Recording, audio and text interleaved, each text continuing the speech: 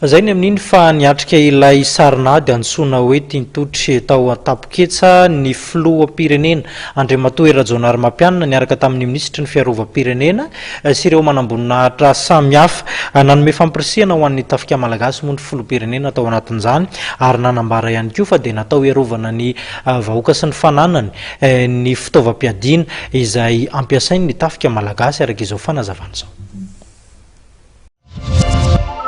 Tontosa omaly teny amin'ny fobe-piofanan'ny rezimanta Andry Sitohana Tampoketsa ny sarinady voalohany nataon'ny tafika malagasy hatramin'ny Repoblika faharoa etsika nampitondraina ny anarana hoe Tintotry 724. Tintotry izay voambolana midika hoe mifoha tamin'ny torimaso. Tamin'ity fotoana ity no nampiasaina ireo fitaovam-piadiana mahery vaika izay ananan'ny tafika malagasy hita rehefa amin'ny fotoanan'ny matso isaky ny 24 jona etsy Mahamasina.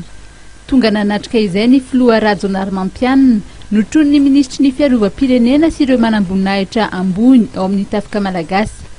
Voapirofy fa mbola mijoro ny tafika malagasy ary taitra tamin'ny torimasina hoy ny ministry ny fiarovam-pirenena. Ireto fitaovana nampiasaina ireto izay na dia efa tranainy aza dia mbola mahavita miaro ny firenena ary mbola azo ampiasaina tsara hoy ny nambarana hatrany. Mbola velona ny tafika malagasy ho kosa ny filoha Rajaonarimampianina. No mariany ihany koa fa natao hiaro ny vahoaka ireo fitaovana ireo ary natao hiaro ny firenena amin'izay mety ho mpananibohitra satria izay raha atao koa moa no anjara andraikitry ny tafika. Toa ilaza miara mahita androany miaraka amintsika rehetra fa velona ny tafika malagasy ary manana maizy azy ny tafika malagasy.